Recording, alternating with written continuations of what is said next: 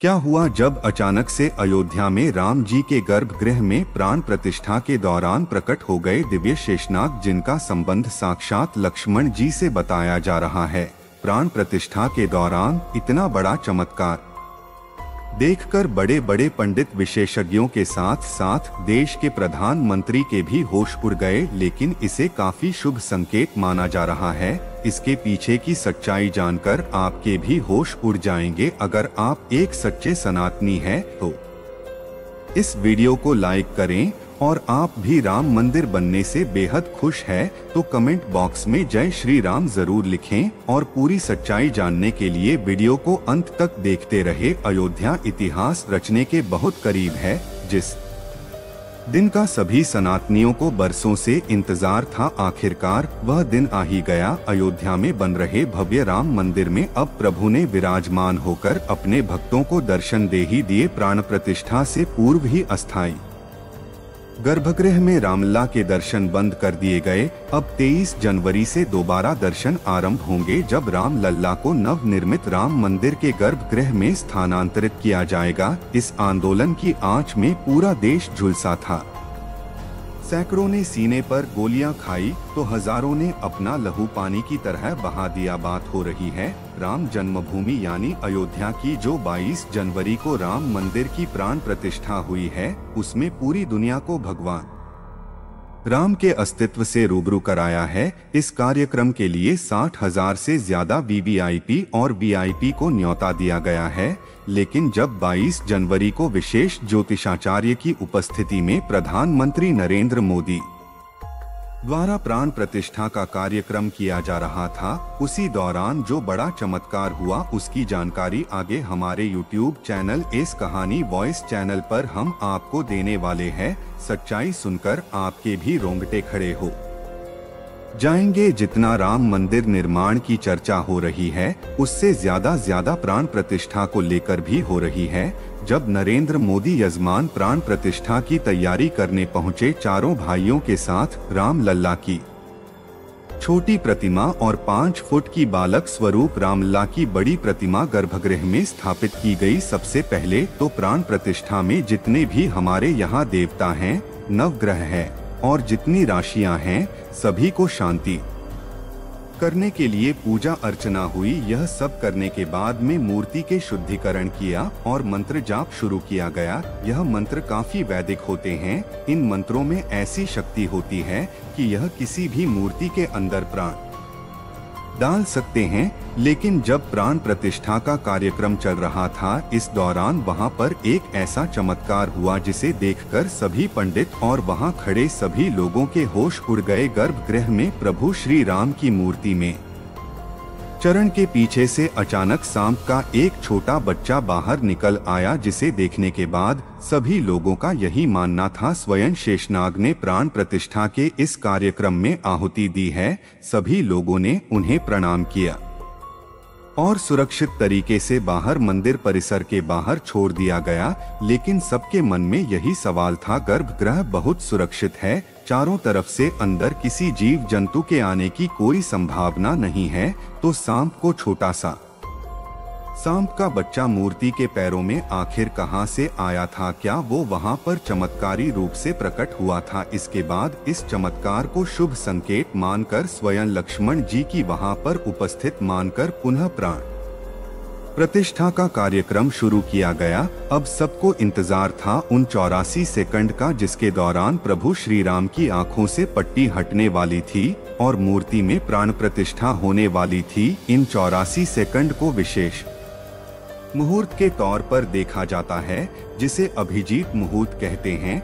जो कि 11 बजे से लेकर 12 के बीच कुछ सेकंड होते हैं। और जैसे ही 11 से 12 बजे के बीच अभिजीत मुहूर्त का निर्माण हुआ, उन खास 84 सेकंड के दौरान विशेष ज्योतिषाचार्य द्वारा प्रभु श्री राम की आंखों की पट्टी खोल दी गई। मूर्ति की आंखों के सामने रखा हुआ का आईना अपने आप टूट गया और मूर्ति की प्राण प्रतिष्ठा संपन्न हुई। मतलब कहा जाए कि प्राण प्रतिष्ठा अर्थात पत्थर की मूर्ति के जीवंत करना है।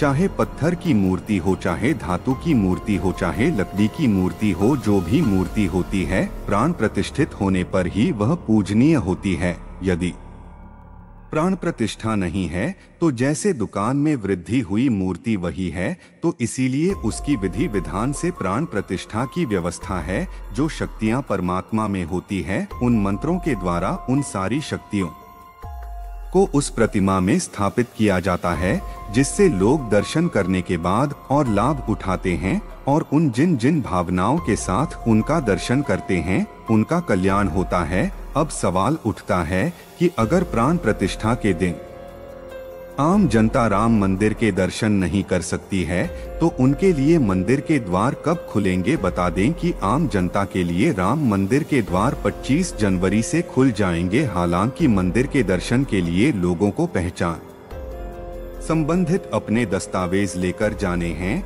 दस्तावेजों की लिस्ट में आधार कार्ड को पहले नंबर पर रखा गया है। इसके अलावा देश भर में संघ के 45 प्रांतों में रहने वालों को भी राम मंदिर दर्शन का न्योता भेजा गया है। इसके तहत रोजाना 25,000 लोग 45 दिन तक रामलला के दर्शन करेंगे, जिनके ठहरने और खाने पीने की व्यवस्था राम मंदिर ट्रस्ट की ओर से की जाएगी। बता दें कि इनमें वे लोग शामिल होंगे जिन्होंने राम मंदिर आंदोलन में हिस्सा लिया था या जिन्होंने राम मंदिर धन संग्रह में कंधे से कंधा मिलाकर साथ दिया था। अब हम आपको अयोध्या में बने इस राम मंदिर की कुछ ऐसी हैरान करने वाली विशेषताएं बताएंगे जिसके बारे में आपको भी नहीं पता होगा। और अगर आप एक सच्चे राम भक्त हैं तो वीडियो के साथ अंत तक जरूर बन रहे। मंदिर का निर्माण प्राचीन भारत की नागर शैली में किया गया है। मंदिर की ऊंचाई कुतुब मीनार की लगभग 70% है। अयोध्या में भव्य राम मंदिर भारतीय पारंपरिक विरासत का एक सुविचारित वैज्ञानिक रूप से क्रियान्वित और अद्भुत नमूना है। अयोध्या में लगभग 3 एकड़ भूमि पर बना यह मंदिर 161 फीट ऊंचा, 235 फीट चौड़ा है